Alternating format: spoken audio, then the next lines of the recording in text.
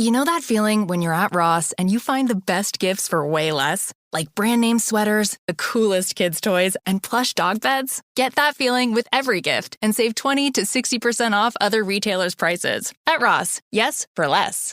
What if you could hear your favorite song for the first time again? Introducing the all-new, reimagined Nissan Kicks. With an available Bose Personal Plus sound system that uses speakers in the headrest to create a 360-degree listening experience.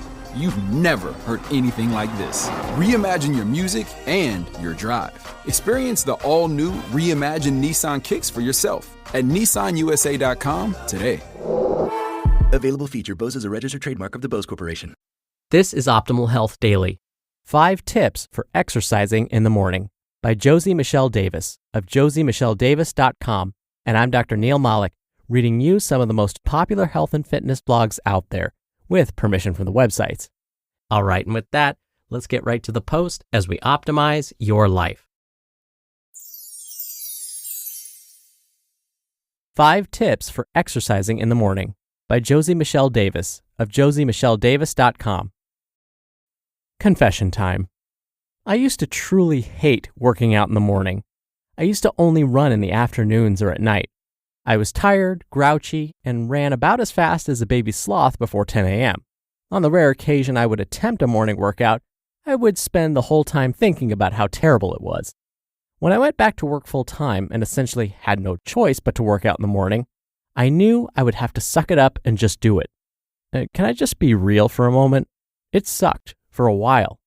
My body did not acclimate quickly at all.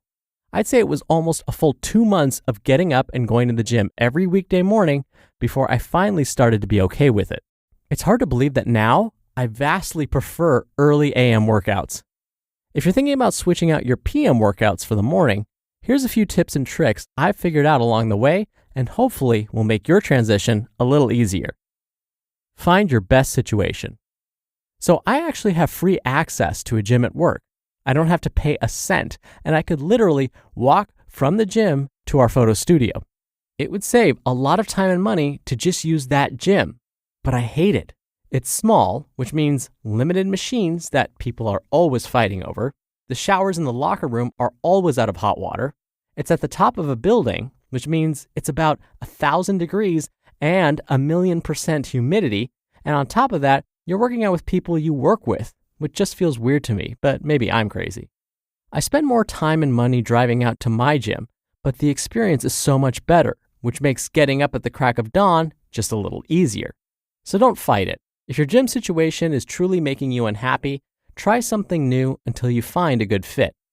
Also, tons of people aren't gym people. I actually used to not be, but have since come to love it, and that's cool. Whether it's working out at home, taking classes, or going for a run outside, figure out what's the best situation for you. There is no one-size-fits-all, and sometimes it takes a little trial and error to figure out what works for you. Don't snooze. Seriously, guys, you can't let yourself snooze if you're going to stay on track. On days I wake up and truly am just not feeling up to hitting the gym, I reset my alarm and go back to sleep. If you're going, you need to just do it. Here's the secret trick. Don't let yourself think about it. Your brain can be a jerk who just wants to complain in the morning.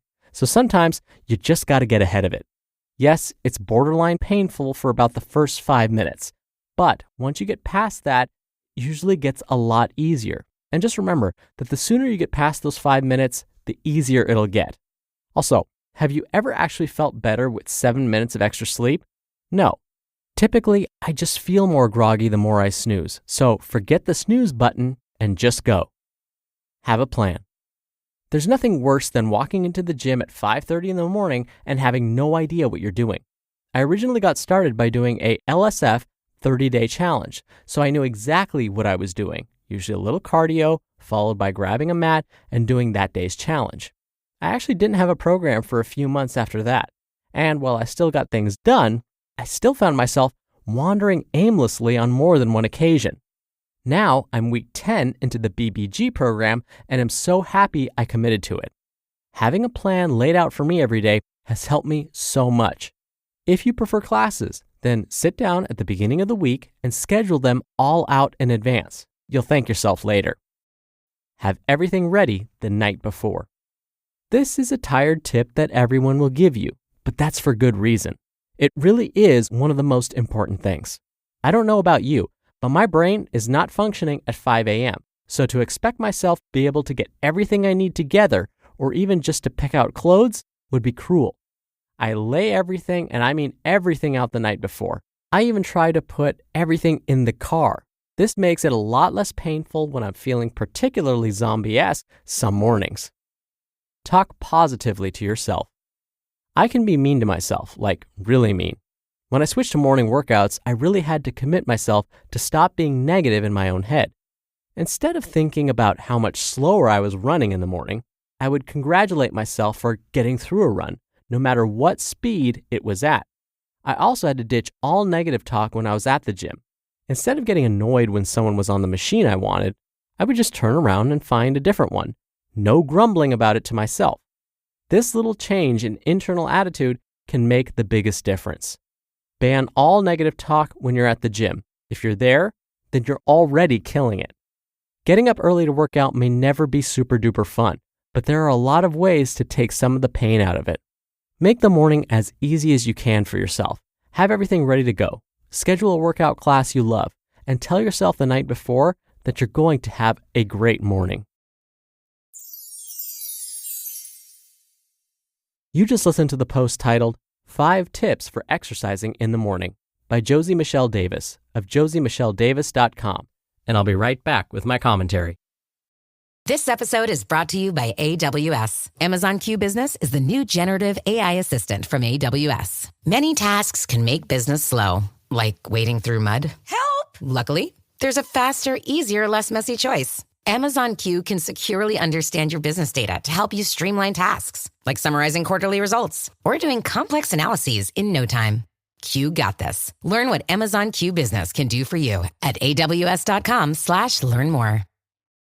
The number one selling product of its kind with over 20 years of research and innovation. Botox Cosmetic, out of botulinum toxin A, is a prescription medicine used to temporarily make moderate to severe frown lines, crow's feet, and forehead lines look better in adults. Effects of Botox Cosmetic may spread hours to weeks after injection, causing serious symptoms. Alert your doctor right away as difficulty swallowing, speaking, breathing, eye problems, or muscle weakness may be a sign of a life-threatening condition. Patients with these conditions before injection are at highest risk. Don't receive Botox Cosmetic if you have a skin infection. Side effects may include allergic reactions, injection site pain, headache, eyebrow and eyelid drooping, and eyelid swelling. Allergic reactions can include rash, welts, asthma symptoms, and dizziness. Tell your doctor about medical history, muscle or nerve conditions including ALS or Lou Gehrig's disease, myasthenia gravis, or Lambert-Eaton syndrome and medications, including botulinum toxins, as these may increase the risk of serious side effects. For full safety information, visit BotoxCosmetic.com or call 877-351-0300. See for yourself at BotoxCosmetic.com. Dr. Neal here for my commentary. Look, I'm not a morning person either. I would much rather sleep until 9 or 9:30 or heck, even 10 o'clock in the morning before actually getting up. And as Josie mentioned, in the beginning, those early morning workouts are really rough. You think to yourself, if I was working out at like 2 in the afternoon, I'd be so much stronger, or I'd be able to run so much farther. But as Josie mentioned, you just got to get over that. You've got to give yourself credit for getting up and doing the work that early. It's not easy, and you deserve credit for doing it. I really appreciate her tip about having everything ready the night before, and yes, you've probably heard that many times, not just from me, but from others as well. What makes that habit so super powerful is a reason that often we don't really think about. You're going to be less likely to forget something, but even more than that, you're committing the night before. By getting everything ready for the gym the next morning, you're mentally committing to going. And that is super powerful. So not only will you not forget something, you're committing to it, which will make it more likely to happen. I'm one of those people who likes to leave the packed gym bag by the front door in the morning. And that way, I can't say that, well, I just hopped in my car in the morning and my gym bag was in my trunk where I didn't see it, so I just forgot. And by leaving it by the front door, you're reminding yourself, oh yeah, I have a little self-care to do this morning. And what I have found is when I get that workout in first thing in the morning, the rest of my day seems so much brighter.